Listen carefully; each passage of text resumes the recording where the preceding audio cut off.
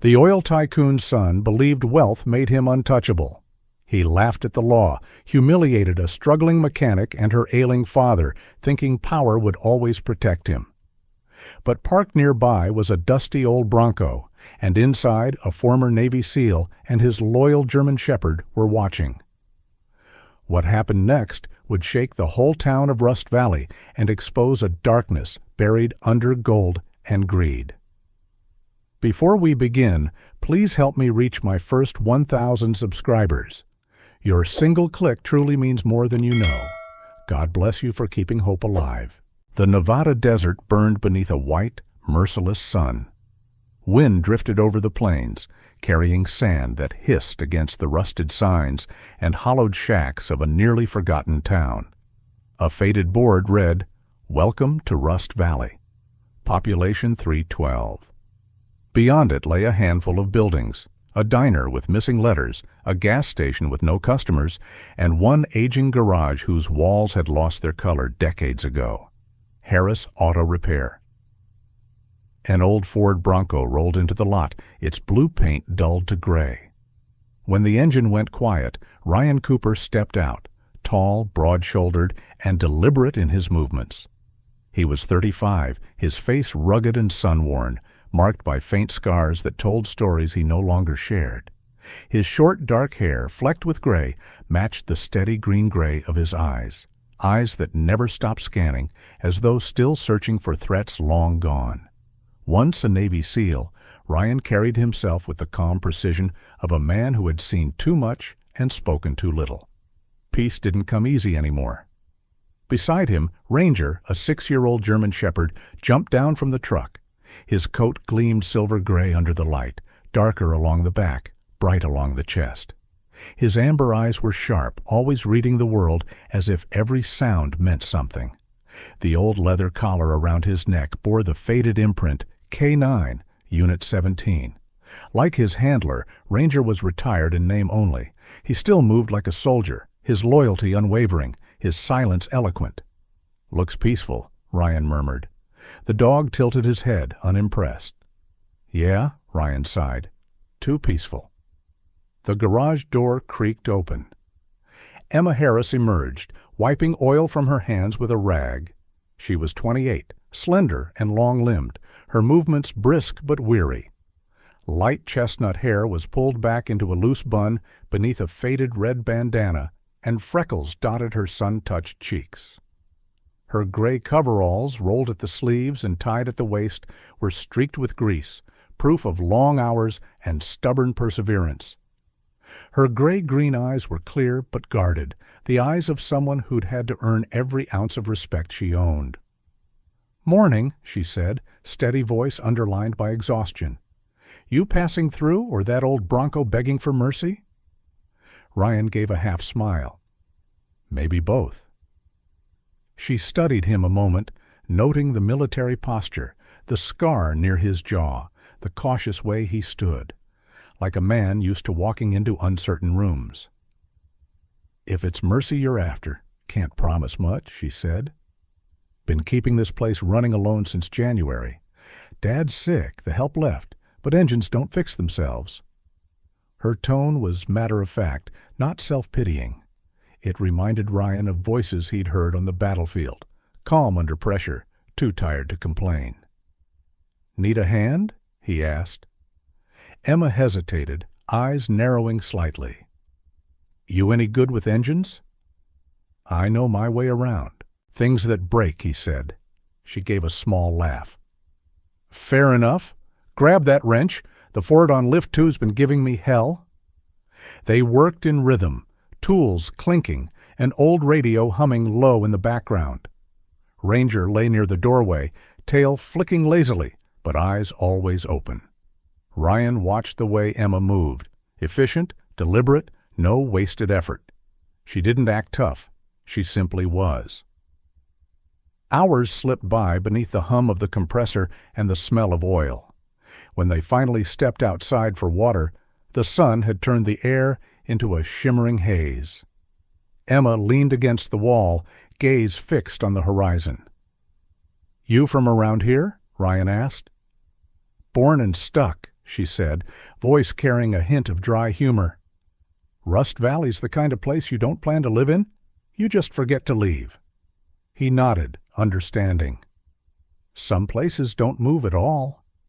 She looked at him, reading the quiet behind his eyes. "You're running from something," she said, more observation than accusation. Ryan's gaze drifted toward Ranger, resting in the shade. "Maybe. Or maybe just trying to find where I stop running."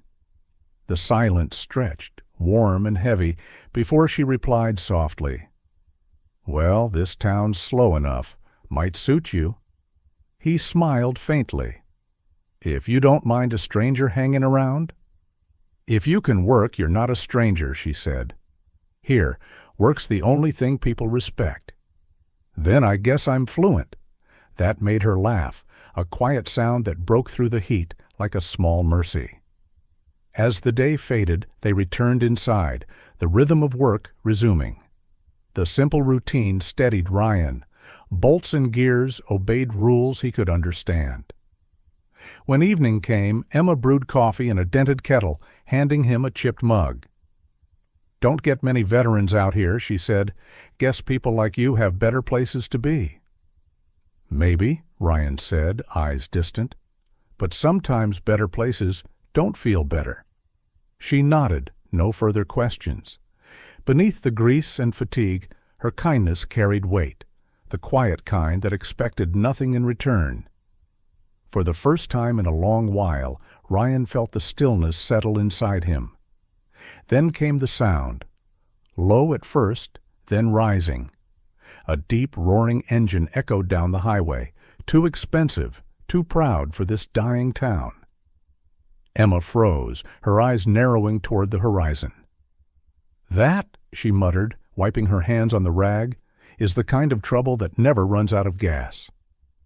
Ryan followed her gaze as dust rose in the distance, a storm of arrogance and noise speeding straight toward Rust Valley. The fragile peace of the afternoon dissolved, and somewhere deep inside, the soldier in him stirred awake. The afternoon sun hung low over Rust Valley, burning through the haze that shimmered off the cracked road. The town was quiet beneath the hum of cicadas until 3 cars, a red Corvette, a black Range Rover, and a silver Camaro, tore through the silence and screeched to a stop in front of Harris Auto Repair, throwing up clouds of dust. Ryan looked up from the open hood of a truck, his gloved hands stilling. Ranger, resting nearby, lifted his head and gave a low, warning growl. Emma straightened from her workbench, muttering under her breath, "Oh no, not them." The first door slammed. Blake Donovan, tall, broad, and tanned to perfection, stepped out in designer jeans and a half-unbuttoned white shirt that looked absurd against the grease-stained backdrop of the garage. His golden hair gleamed, his blue eyes cool and cruel. Behind him came Trent, thick-necked and buzz-cut, and Cole, lean, younger, and already smirking as he raised his phone to record. "Well, look what we've got here," Blake drawled. "Didn't think this dump still worked?" Emma's tone stayed calm, but the tension in her shoulders betrayed her. "Busy enough. If you're here for service, take a number." Trent snickered. "Take a number, she says."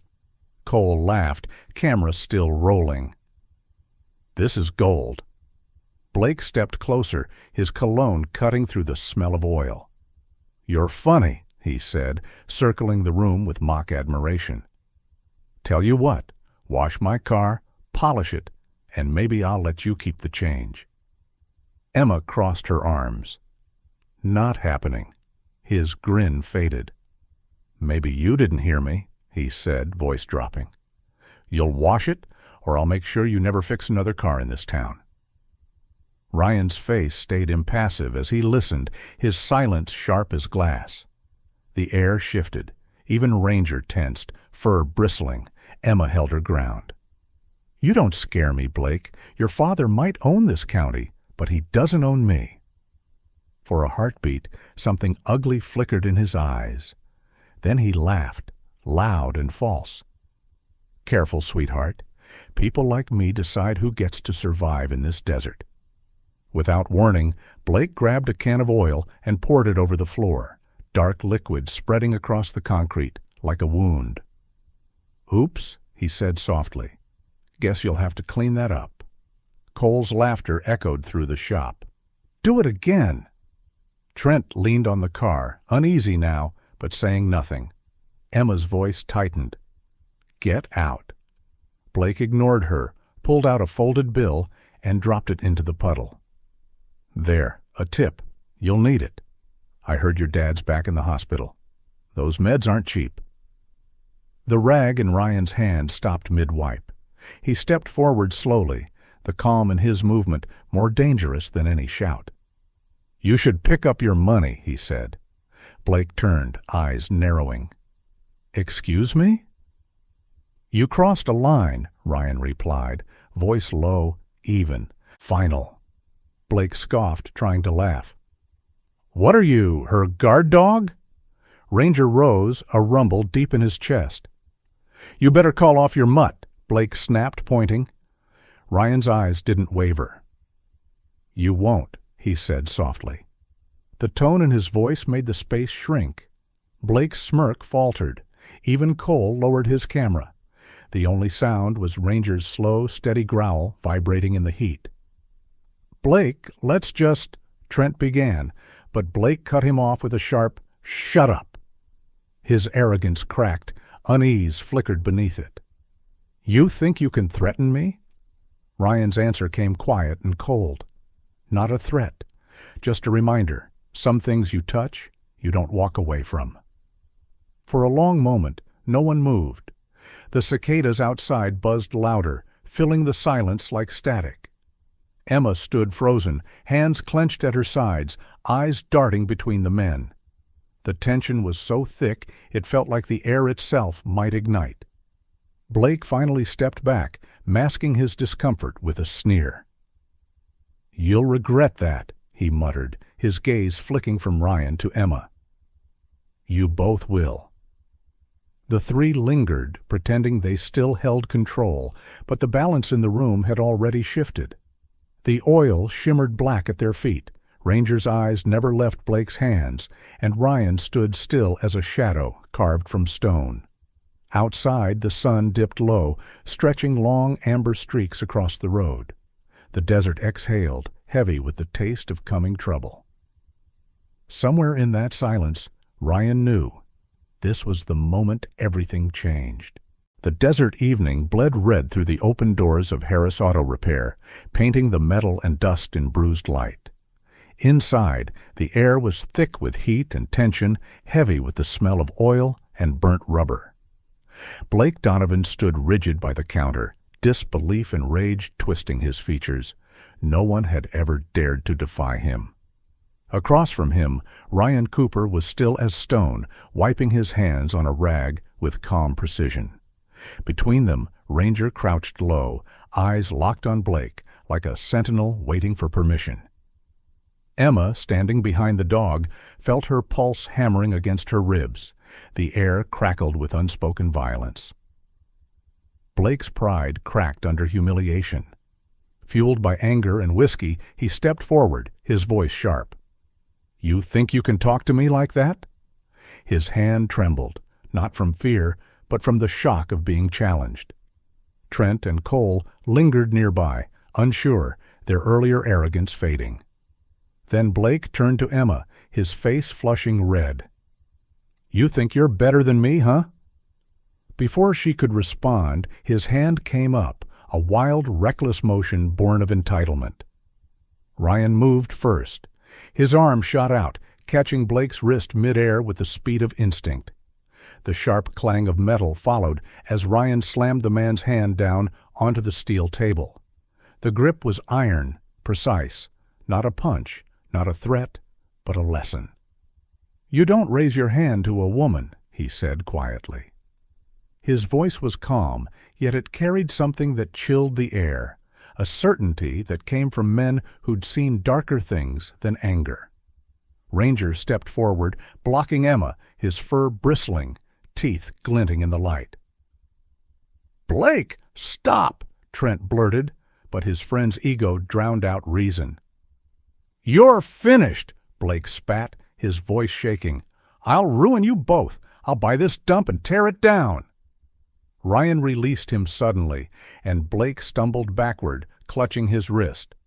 For a moment, silence filled the room. Cole, pale and wordless now, lowered his phone, realizing this was no longer something to laugh about. Ryan just stared, his expression calm but unyielding, and Blake flinched under the weight of it. He took a step toward the door, his arrogance crumbling into fear. "You'll regret this," he said hoarsely, then stormed out, with Trent following quickly behind.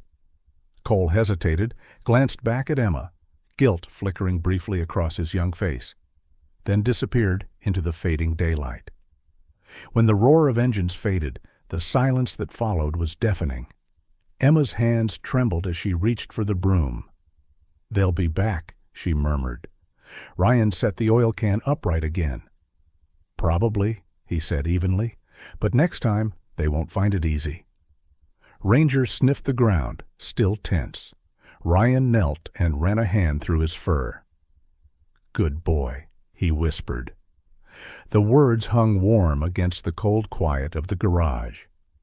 As night settled, the overhead light flickered weakly. The two worked side by side, sweeping, cleaning, replacing a broken padlock. The rhythmic scrape of the broom and the metallic click of Ryan's wrench were the only sounds. When the last bolt tightened, they sat near the doorway on old crates, sharing 2 cans of warm soda. The desert wind blew through, carrying the scent of dust and iron. Emma looked toward the empty corner near the compressor. "My dad used to sit right there every morning," she said softly. "He was a firefighter, pulled 3 men out of a burning building once. The smoke wrecked his lungs, but he never stopped working until his heart did." Ryan listened quietly, eyes thoughtful.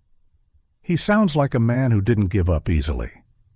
She smiled faintly. "He wasn't. Even now, when I visit him, he asks about the shop, tells me to keep it alive." Her gaze dropped to the stained floor. "Some days I tell him it's fine, even when it's not." Ryan looked at her, seeing the exhaustion beneath her resolve. "He raised you right," he said. "My old man used to say the hardest fights are the ones you fight alone." His smile faded. "He didn't win his." For a moment, neither spoke. The flickering neon sign outside bathed them in pale light. 2 worn souls sat in the hum of quiet, one carrying the ghosts of war, the other the weight of survival. Then Ranger lifted his head, ears pricking. From the distance, faint headlights flashed once across the desert road and then vanished. Ryan's eyes narrowed, every instinct on alert. Emma noticed. "What is it?" she asked softly. "Nothing yet," he said, standing. But he didn't stop watching the road. The night outside had gone too still, as if waiting. The desert night sank over Rust Valley like a heavy shroud. The wind was gone, leaving the town in eerie silence under a flickering streetlight that cast long shadows across Harris Auto Repair. In his Ford Bronco parked nearby, Ryan Cooper slept with the stillness of a man who never truly rested. Ranger, curled beside him, stirred at the faintest sound, his ears twitching toward the dark. For soldiers and dogs like them, sleep was not peace, just a truce. The quiet shattered with the crunch of tires. 3 cars rolled in without headlights, ghosts in the dark.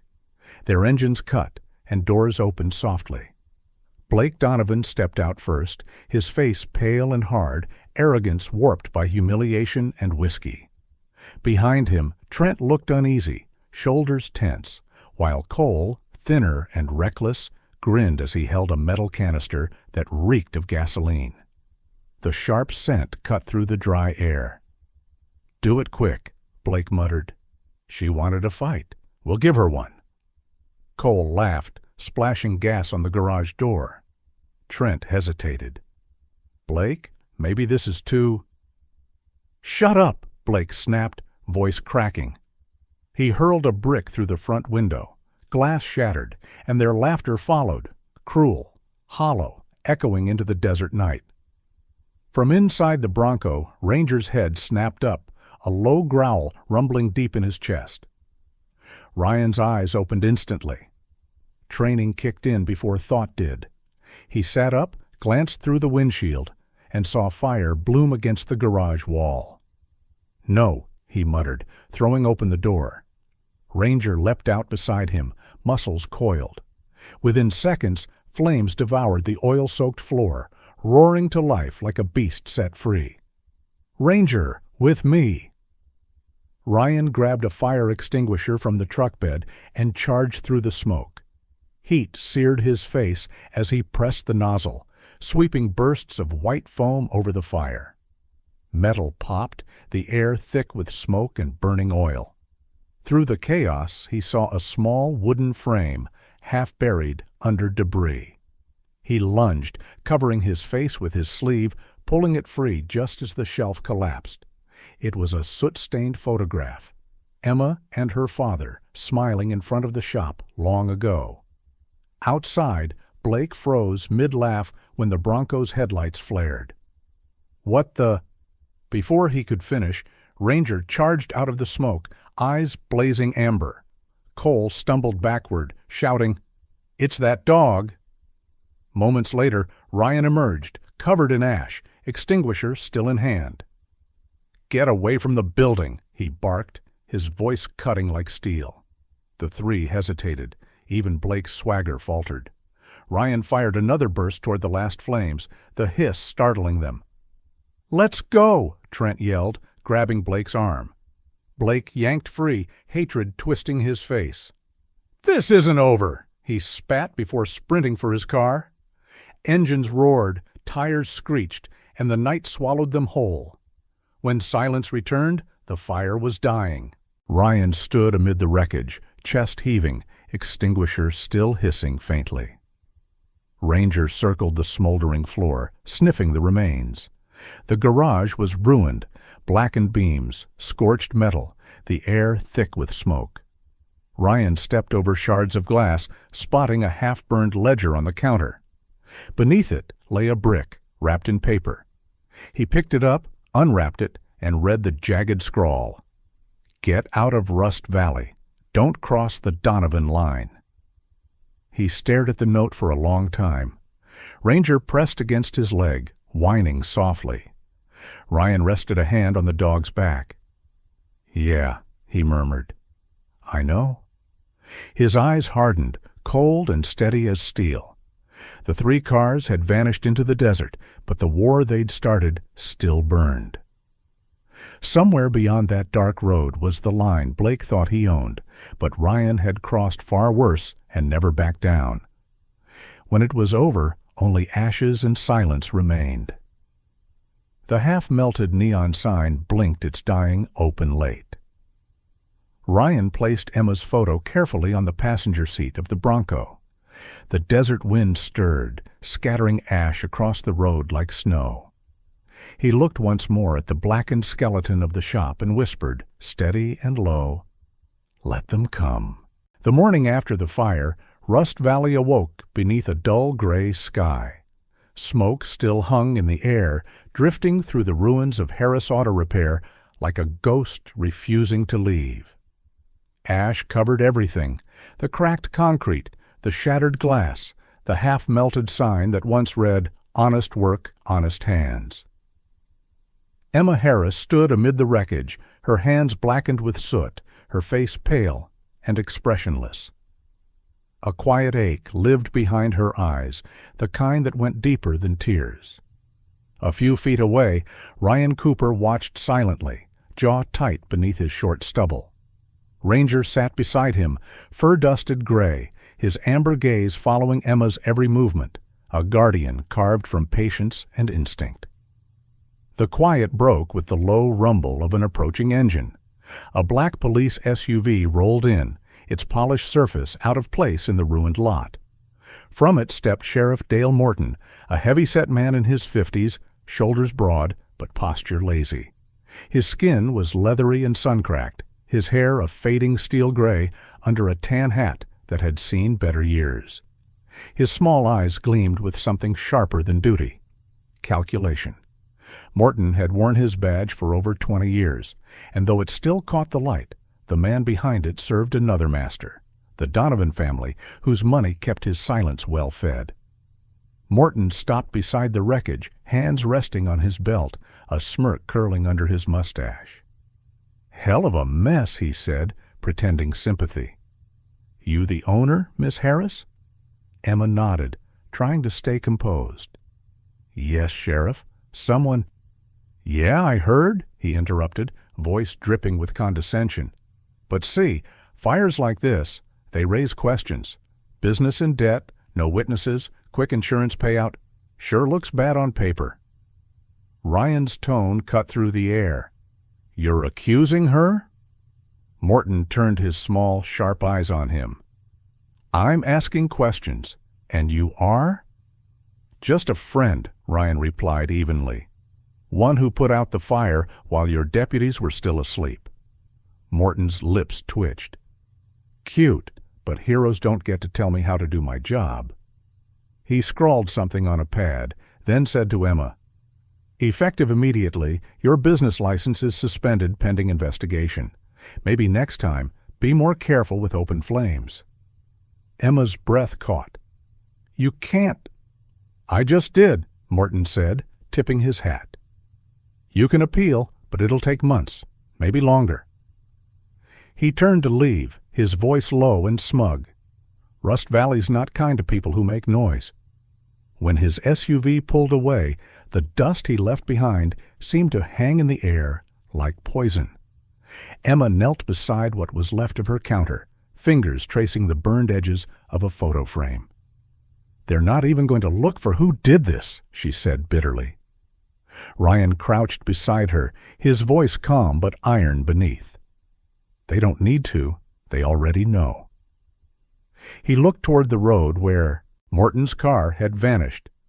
"Donovan money buys the law here, always has." Emma turned toward him, anger flickering through the grief. "Then what do we do?" Ryan stood, eyes narrowing. "We find what money can't buy. Proof." That night, the desert swallowed the last light. The Bronco sat half-hidden behind a ridge overlooking the Desert Vista estate, the Donovan mansion glimmering on the hill like a mirage of power. Inside, Ryan sat with a dim tablet in hand, its screen flickering with the live feed from Ranger's collar camera. The dog lay quietly by the open window, eyes fixed on the far-off estate. Through the grainy footage, the lens caught Blake, Trent, and Cole out by the pool, laughter echoing under neon lights. Blake's white shirt hung open, his arrogance restored. "Man, did you see her face?" Cole jeered. "Whole damn place went up like a show." "Shut up," Blake muttered, though a grin tugged at his lips. "You're lucky Dad's out of town. He'd have us killed if he knew." "Then maybe he should," Trent murmured, voice uneasy. "We're done, right?" Blake turned, grin sharpening into something cruel. "Not even close. Tonight we finish it. Her house, the whole thing, on camera. Then we'll see if she still acts brave." Ryan paused the feed. The glow from the tablet lit his face. Calm, but the calm of a gathering storm. His knuckles whitened as he gripped the device. Ranger shifted beside him, sensing the change in his master's breathing. "We've got them," Ryan said quietly. He opened a secure drive on the tablet, uploaded the footage, then looked out across the empty desert toward the lights of the mansion. "They think power means no consequences?" His gaze hardened. "They've never met the kind that doesn't need permission." The night was still except for the hum of the Bronco's cooling engine. Ranger lifted his head, ears twitching toward a distant sound. Laughter carried faintly by the wind. Ryan's hand brushed the rifle case under the seat, but didn't open it. "Not yet," he murmured. His eyes stayed on the glowing horizon where power slept behind iron gates. "Tomorrow, They'll learn what it's like when the wind changes. The desert had gone breathless, its silence stretched thin beneath the pale moon. The charred remains of Harris Auto Repair shimmered faintly, black steel bones glinting silver under the starlight. A few hundred yards away, Ryan Cooper crouched beside his Ford Bronco, tools neatly laid in the sand. His face was unreadable, shadowed and still, the fine lines around his eyes carved deep by years of duty. He moved with measured precision, every twist of his wrist, every glance over his shoulder, born from instinct. Ranger, the German shepherd, waited nearby, fur rippling like smoke under the windless sky. Amber eyes fixed toward the road where headlights would soon appear. The sound came first, a low, arrogant roar of engines slicing through the quiet. Ryan rose, dusting his palms, gaze steady on the ridge where the glow was growing brighter. He knew them even before he saw them. Blake Donovan, arrogant and drunk on his own name. Trent, heavy-built and jittery, following out of fear. And Cole, lean and reckless, with a lighter always flicking between his fingers. Ryan had spent the day laying his trap, loosening oil lines beneath the gravel, burying thin steel plates where arrogance would meet consequence. He glanced at Ranger and murmured, "Wait for the signal." The dog gave one silent nod of obedience, tail brushing against the sand. 3 cars crested the hill, the red Corvette leading, followed by a black Range Rover and a silver Camaro. The convoy rolled to a stop, engines humming like vultures circling their prey. Blake stepped out first, fire from his lighter throwing cruel light across his sharp face. "Tonight we finish it," he slurred, voice thick with whiskey and pride. "She wants a fight? Let's burn her memory off this land." Trent hesitated, voice unsteady. "Blake, this is crazy. The sheriff's already covered for us." Blake turned sharply, eyes glassy but cold. "And that's why we can do whatever we want." Cole laughed, swinging the gas can. "Guess it's showtime." Ryan watched from the shadows, silent as the sand. He waited until the first car rolled over the buried trap. Then came the explosion. A thunderclap split the air, a bloom of flame bursting from the Corvette's front end. Smoke billowed, screams followed. Cole stumbled backward, gas can dropping from his grip. Trent hit the dirt, cursing. Blake staggered to his feet, wild-eyed, confusion breaking into fury. Ryan moved in, swift, exact, unstoppable. Ranger lunged from the dark, tackling Cole to the ground, his growl deep and controlled. Ryan met Trent head-on, twisting the crowbar from his grip and slamming him to the dirt in one fluid strike. The man wheezed, helpless. Blake turned through the smoke, knife flashing in his hand. "You think you can take me down? I own this town," he shouted, lunging. Ryan sidestepped, seized his wrist midair, twisted hard, and drove him into the sand. The knife clattered to the ground. "You think money buys law?" Ryan said coldly, breath steady despite the adrenaline. "It only rents silence." Blake's lips split in a manic laugh, his voice cracking. "Money buys everything. The law, the sheriff, even your justice." The words barely faded when new lights cut through the darkness. Bright white. Powerful. Engines thundered in the distance, deeper, heavier, not the sound of sport cars, but military vehicles. The scene froze. Blake turned toward the glare, his defiance melting into disbelief. A convoy rolled into view, headlights washing over the wreckage. From the lead truck stepped Lieutenant Colonel David O'Neill, tall and composed, uniform immaculate despite the dust. His iron-gray hair and stern face carried the weight of command.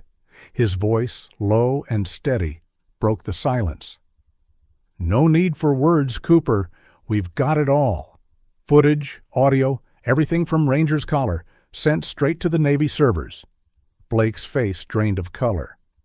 "No, that's impossible." O'Neill didn't look at him. He turned to Ryan, eyes filled with quiet pride. "Good work, son. You did what the law refused to." Ryan nodded once, voice calm but heavy. "Didn't do it for them, did it for her." O'Neill's jaw softened slightly, his tone almost human. "I know." Behind them, soldiers moved in, cuffing the men, gathering evidence, extinguishing what remained of the blaze. As the convoy rolled out, the desert wind returned, soft, cool, carrying away the smoke. Ryan stood beside Ranger, the night calm again, silver moonlight falling over the wrecked cars like absolution. "It's over," he said quietly. Ranger nudged his hand, tail low but steady. For the first time in years, Ryan looked at the horizon and felt something close to peace. Not triumph, not relief, but the quiet certainty that, for once, the right side had won. The first light of dawn spread across the Nevada desert, painting the scarred earth of Rust Valley in muted gold. The air, once thick with smoke and fear, now carried the scent of dust and renewal. The burned remains of Harris Auto Repair stood like a skeleton against the morning sky, but within its walls came the sounds of rebuilding, hammers striking steel, voices calling, and laughter where silence once ruled. Workers cleared debris and raised beams, restoring what arrogance had tried to erase. It was not just a garage being rebuilt, but something deeper, the town's belief that justice could still exist in a place long forgotten by it. News of the Donovan downfall traveled faster than the wind. Once the untouchable rulers of Rust Valley, their empire crumbled overnight. Blake Donovan, his once perfect image shattered, was led away in handcuffs through the courthouse steps, his designer suit streaked with dust. Trent and Cole followed, their eyes hollow, stripped of the arrogance that once defined them. But the greatest shock came when Sheriff Dale Morton, the man who had hidden their sins, was arrested on charges of corruption and obstruction. His badge was taken, his name erased. For the first time in decades, the town breathed without his shadow pressing on its chest. The local paper called it Justice in the Nevada Desert. At the heart of it all stood Emma Harris. Her name was cleared, her business license restored, and her insurance paid in full. The same people who once crossed the street to avoid her now spoke her name with respect. Her shop, once a burned-out husk, became a symbol of resilience. She stood in front of it one morning, sunlight glinting in her hair, a soft breeze lifting the strands across her face.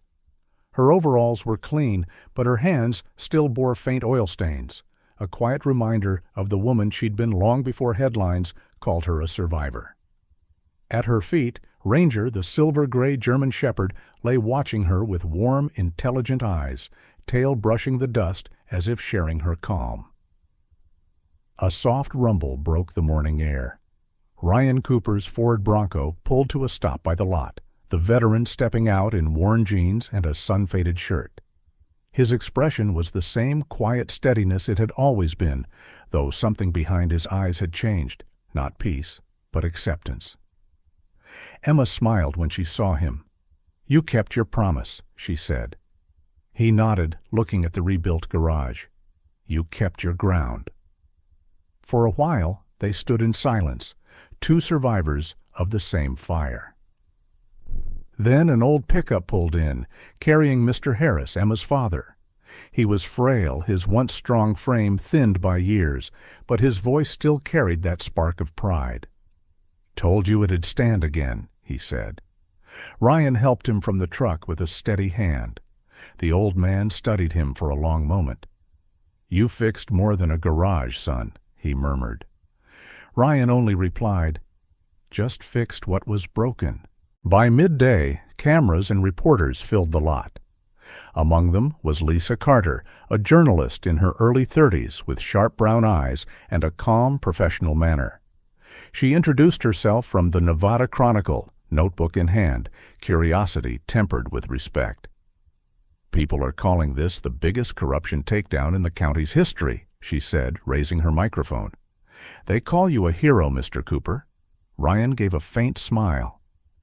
"Heroes are the ones who stay," he answered, glancing toward Emma and her father.